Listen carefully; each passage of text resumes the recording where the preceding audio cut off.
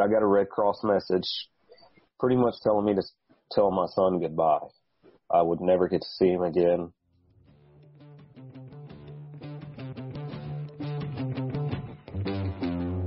Hey, got something really cool I wanted to run by and let you know what's going on. So I'm starting a group that will start taking a deep dive into each one of these episodes.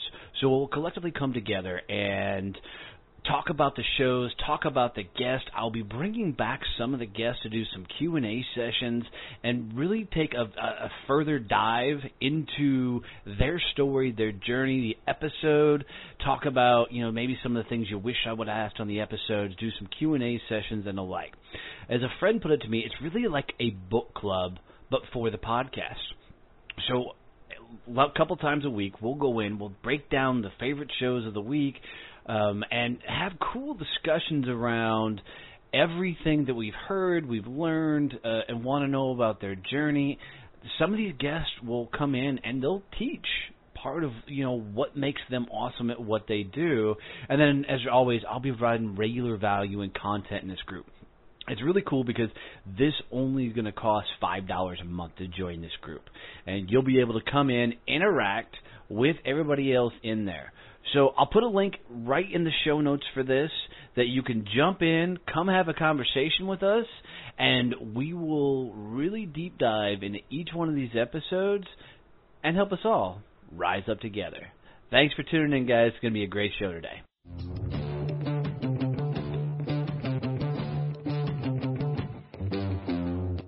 Having the show wasn't something I started out to do.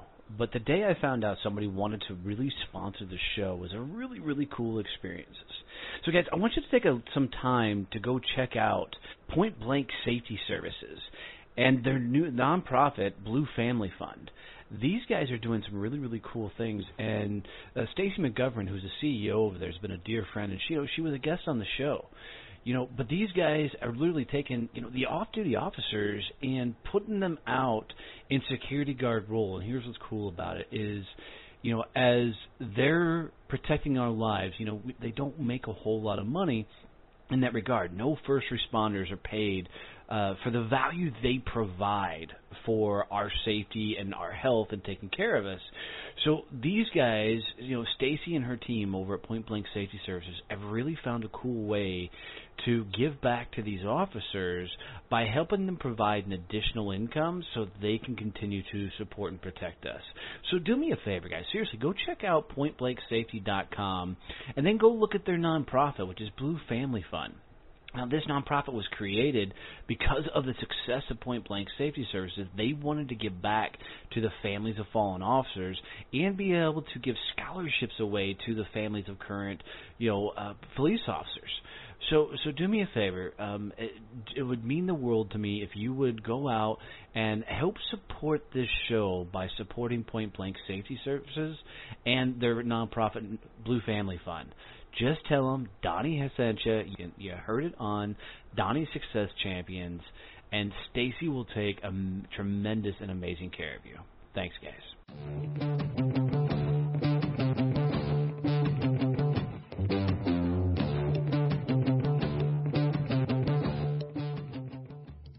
All right, guys, this is going to be a hell of an episode, so strap in. I will forewarn you, I got choked up during this episode as well, as I'm bringing in Chris Dees, and he talks about his journey with getting a Red Cross message while he's in the Army and having to come home to his son.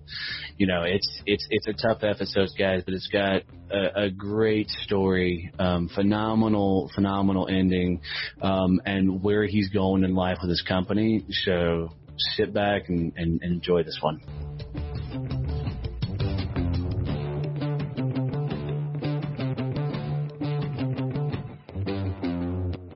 All right, guys, so this is going to be another fun episode. I'm bringing you another veteran, except he's another freaking Army dog, so we're going to give him hell. But I'm bringing you Chris Dees today and talking about his journey from the Army to the oil field and going through all that. So, Chris, brother, welcome to the show, man. Tell us your story. I'm glad to be here. Well, kind of started off when I was pretty young. I was 16, actually, when I started working in the oil field. I was young and dumb. Spent a lot of money. a whole lot. Ended up deciding to go to the oil field or back to the Army and see what's going on there. And my granddad was in the Army. He was a tanker. And I actually joined the heavy cav. So tried to. That was my target. So he told me a lot of really interesting stories. And when those old guys talk, and they make it sound a lot more fun than it actually is, or they make it sound a little bit crazier than it actually is. So, was it the gung ho stories of the day, or was it the I'm going to defend my country side of the aisle? Well, it was kind of both for me. I mean, I was in 9th grade when 9/11 happened, and they actually advertised that through our school. We had, I think it was Channel 1 News in all our classrooms in Dallas, and they showed the second tower coming down, and so it was kind of a mixture of both. I had that image burned in my memory. I think we all did. Jesus. Right. And so I had that, and then I had these gung-ho stories of my grandfather fighting tanks in Vietnam and Korea. So I was like, this sounds pretty cool. Let's check this shit out. So how was school and growing up and all that for you? I mean, was it all sunshine and rainbows, or? No, my parents split up when I was 10 years old. They got officially divorced when I was 13.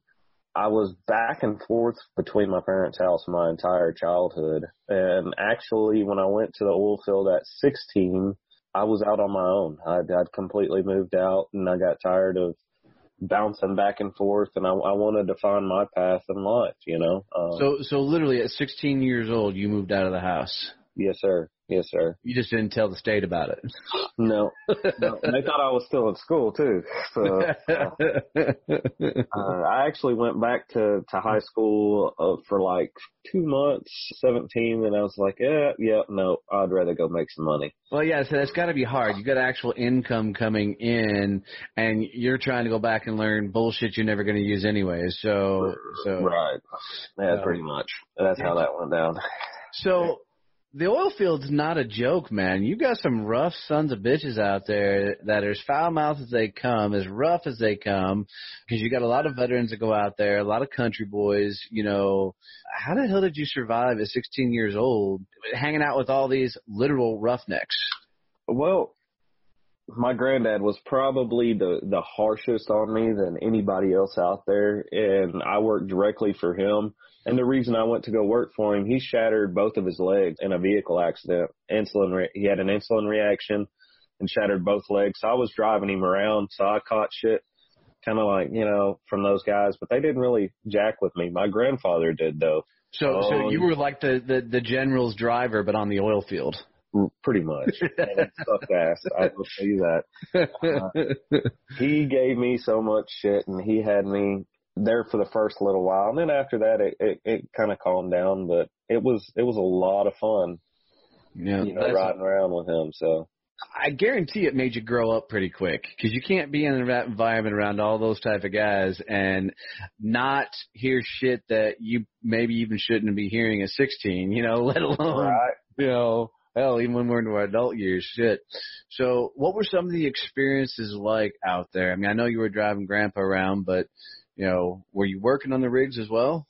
No, I didn't work on rigs. So what my grandfather did is he ran a family business actually taking care of the oil and gas wells in Central Texas.